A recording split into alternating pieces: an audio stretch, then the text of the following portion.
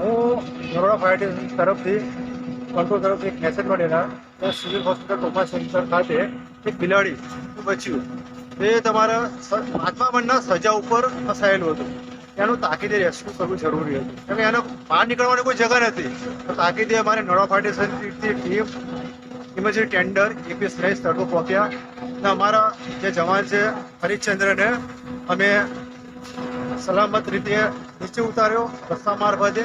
સહી સલામત એ બિલાડીનું બચ્ચું અમે રેસ્ક્યુ કરી અમે સાથે જે પ્રાણી બચાવો જે હોય એમને અમે સોંપી દઈશું.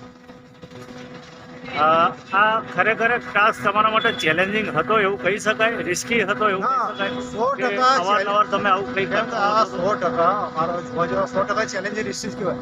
કેમ કે અમારા સેફટીથી માણસને ઉતારવાનો છે, એક જીવ બચાવવા પ્રાણીનો. તો અમારા ફાયરના જવાનો પોતાનો જીવ જોખમમાં નાખીને એક જીવ દયા, એક પ્રાણીની બચત એના અનુસંધાનમાં અમારા જવાનો તાકીદે રસ્તા મારફત નીચે ઉતરી સહી સલામત એ બિલાડીનું અમે રેસ્ક્યુ કર્યું છે. જનતાને, જાહેર જનતાને શું મેસેજ આપશો? જાહેર જનતાને એક જ છે કે જ્યાં વસ્તુ આ જે સિવિલ હોસ્પિટલ છે ત્યાં ગમે તમે એઠવાડો ના રાખો. એમાં જે વસ્તુ તમે નાખો એટલે બિલાડી ખાવા આવે એટલે તમારા વોર્ડમાં ફર્યા કરે તમારે. તો બને ત્યાં જો સ્વચ્છતાનું ધ્યાન રાખો તો આ બધા પ્રાણીઓ કમ્પાઉન્ડની અંદર ના આવી શકે. આભાર.